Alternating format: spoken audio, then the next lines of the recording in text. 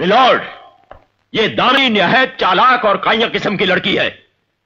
ये गरीबी में पैदा हुई जरूर, लेकिन ख्वाब हमेशा अमीरी के देखती रही। इसीलिए इसने शेखर जैसे शरीफ लड़के को अपनी खूबसूरती के जाल में फांस लिया।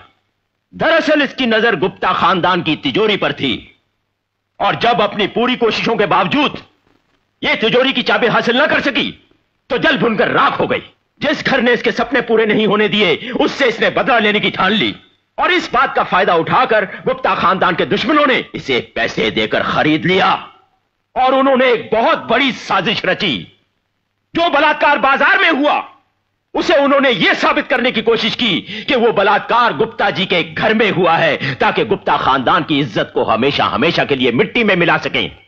मिलॉर्ड, ऐसी नीच गिरी हुई और शैतान लड़की को कड़ी से कड़ी सजा दी जाए, ताकि औरत जात को एक सबक मिल सके। That's all your honour.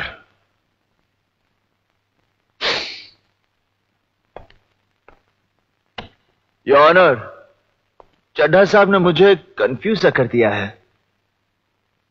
लगता है ये हिंदी फिल्में कुछ ज्यादा देखते हैं, क्योंकि इनका ये केस हिंदी फिल्मों की तरह है जिसमें कई कहानियां उलझी हुई हैं। पिछली तारीख चड्ढा साहब ने कहा था कि दामिनी पागल है, और आज ये कह रहे हैं कि दामिनी चालाक है। इतनी चालाक कि वो स्कीम कर सकती है, साजिश कर सकती है, प्लान कर सकती है। मेरे ख्याल से मिलॉर्ड, जो लड़की पागल है वो चालाक नहीं हो सकती, और अगर वो इतनी चालाक है तो पागल नहीं हो सकती। इसलिए मिलॉर्ड, मैं चाहूंगा कि चड्ढा साहब को भी सरकारी खर्चे पर दामिनी की तरह पागल खाने भेज दिया जाए कुछ दिनों के लिए, ताकि जब ये ठीक होकर आए हमें ठीक ठीक बताएं कि दामिनी पागल है या चालाक, ताकि उसी हिसाब से मैं अपना डिफेंस तैयार कर सकूं। That's all milord. मिलॉर्ड, मैं ये साबित कर चुका हूं कि दामिनी एक गिरे हुए वो लोग होते हैं जो अपने घर में पली हुई लड़की का बलात्कार करते हैं। गिरे हुए वो लोग होते हैं जो अस्पताल में पड़ी लाचार लड़की का खून करवाते हैं। उस लड़की का बलात्कार गुप्ता साहब के घर में नहीं हुआ, और ना ही उसका खून हुआ है। उसने आत्महत्या की है, और उसके लिए मैं अपने गवाह पेश कर चुका हूं, और मैं उन्हीं गवाहों से कुछ सवाल करना चाहूंगा मिलॉर्ड। Permission granted.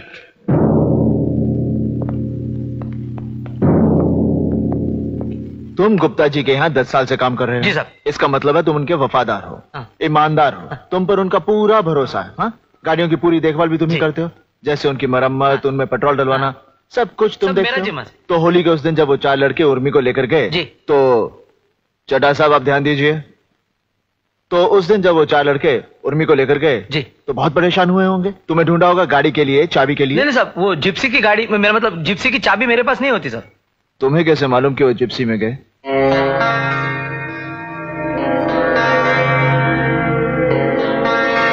नहीं साहब, क्या बाद में मेरे को मालूम पड़ गया सर। यानी कि बलात्कार हुआ ये तुम्हें बाद में मालूम पड़ा। Point to be noted milord. ठीक है मंगेश, तुम जाओ। जी। Bloody fool. मंगेश जी। चड्ढा साहब, आप मंगेश को डांटना चाहते होंगे? हाँ? क्या बड़बड़ कर रहे थे तो मैंने सोचा कुछ पूछना चाहते होंगे। नहीं। हाँ तो कदम साहब, उर्मी ने अपने हाथ में खत लेकर गला तो नहीं काटा होगा, और गला काटने के बाद वो अपने हाथ में खत नहीं रख सकती, तो इसका मतलब है खत किसी और ने रखा। जी वो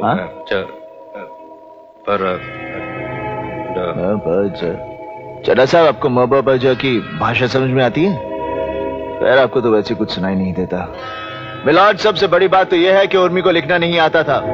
उसके राशन कार्ड पर उसका सिग्नेचर नहीं, उसका अंगूठा है, और ये बात शायद उर्मी के कातिल नहीं जानते थे, जैसे कदम साहब और चड्ढा साहब नहीं जानते। क्यों चड्ढा साहब, गलत कह रहा हूं? योर ऑनर, अब मैं दामिनी के पति शेखर गुप्ता को बुलाने की इजाजत चाहूंगा। इजाजत है।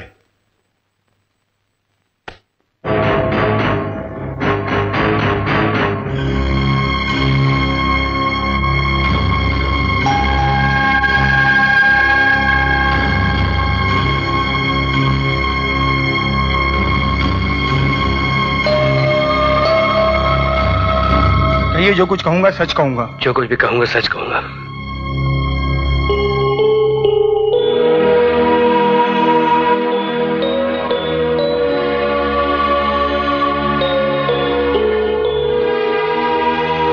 शेखर बाबू, क्या आप अपनी पत्नी से प्यार करते हैं?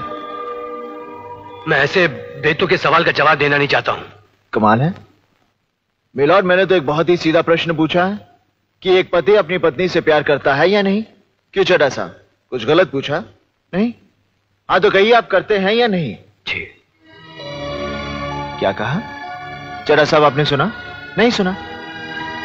देखिए चड्ढा साहब, और मुझे जरा कम सुनाई देता है, जरा जोर से बोलिए प्लीज। जी मैं करता हूं। आंखें झुका के नहीं, अपनी पत्नी से आंख मिलाकर कहिए कि आप उससे प्यार करते हैं या नहीं। यह एक औरत के विश्वास का सवाल है। जी बहुत करता हूं। मिलॉर्ड, शेखर बाबू अपनी पत्नी से बहुत प्यार करते हैं। ये मैंने भी सुना, चड्ढा साहब ने भी सुना, हम सब ने सुना। खैर ये और बात है कि मुस्कुरा कर भी कह सकते थे। हाँ तो शेखर बाबू, मुझे हैरानी हो रही है कि आप एक ऐसी औरत से प्यार करते हैं जो बददिमाग है, पागल है। एक ऐसी औरत से प्यार करते हैं जो आपके माँ बाप की बेइज्जती करती है। एक ऐसी औरत से प्यार करते हैं जिसने आपके घर की सुख शांति में आग लगा दी, और तो और वो आपसे नहीं आपकी दौलत से प्यार करती है। एक ऐसी औरत जो गुप्ता खानदान की इज्जत को सड़क में क्या बात कर रहे हो तुम? जो मन में तुम बोल देते हो। ये मैं नहीं कह रहा, ये तो आपके काबिल वकील चड्ढा साहब और आपके घर वालों ने दामिनी पर इल्जाम लगाया। गलत कह रहा हूं? नहीं ना? खैर छोड़िए, मैं भी जानता हूं ये लोग झूठ बोल रहे हैं। हाँ तो शेखर बाबू, आप ये बताइए कि होली के उस दिन जब आपकी पत्नी घबराई हुई आपके पास आई और आपको छत के ऊपर ले गई जहां आपने उर्मी का बलात्कार होते हुए देखा, चड्ढा साहब अब ध्यान दीजिए प्लीज, तब आपने क्या किया?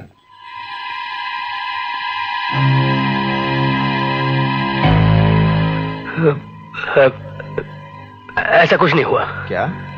इसका मतलब है दामिनी झूठ बोल रही है? ये तो मैंने नहीं कहा। आपने क्या कहा? दामिनी कह रही है कि बलात्कार हुआ, आप कह रहे हैं बलात्कार नहीं हुआ, तो दामिनी झूठ बोल रही है। वो झूठ क्यों बोल रही है?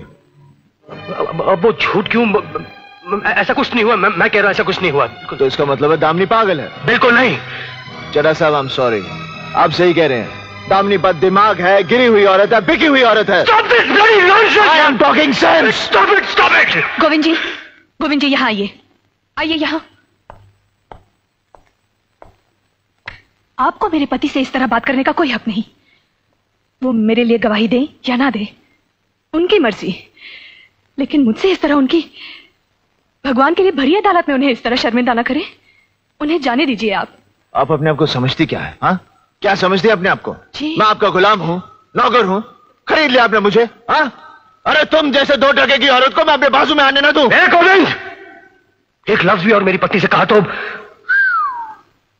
सॉरी दामिनी।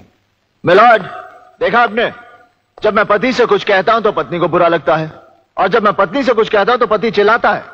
यह बात साबित होती है कि इन दोनों के बीच बहुत गहरा प्यार है, जो ऐसे नाजुक वक्त पर भी चट्टान की तरह मजबूत है। बावजूद इसके कि दामिनी ने शेखर के सगे भाई पर बलात्कार का आरोप लगाया, बावजूद इसके कि दामिनी शेखर के खानदान को कोर्ट में घसीट लाई, फिर भी शेखर दामिनी के खिलाफ एक लफ्ज सुनने को तैयार नहीं, क्योंकि वो तहे दिल से जानता है कि दामिनी जो कर रही है वो सही है, जो कह रही है वो सच है। और अब मैं वही सच शेखर बाबू की जुबान से सुनना चाहूंगा। शेखर बाबू, अब मैं आपसे और कोई सवाल नहीं करूंगा। मैं ये केस छोड़ रहा हूं, क्योंकि दामिनी को मेरी नहीं, आपकी जरूरत है। वो आपकी पत्नी है, आप ही उसके सब कुछ है, इसलिए फैसला आपको करना है कि उन 4 अपराधियों को बचाने के लिए आप अपनी मासूम पत्नी को सजा दिलाएंगे। यह फैसला आपको करना है, आपको।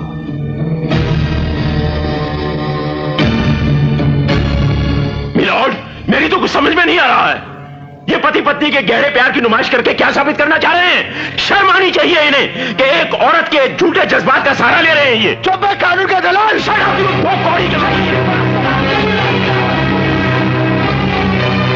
Order order order.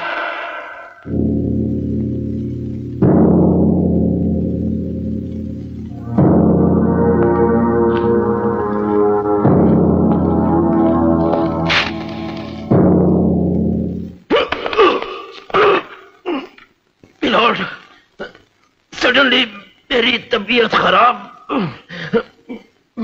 मैं कोर्ट से दरख्वास्त करता हूं कि अगली तारीख कोई दे दिया। सर, मिस्टर चड्ढा की तबीयत खराब हो जाने की वजह से इस केस को मुलतवी किया जाता है।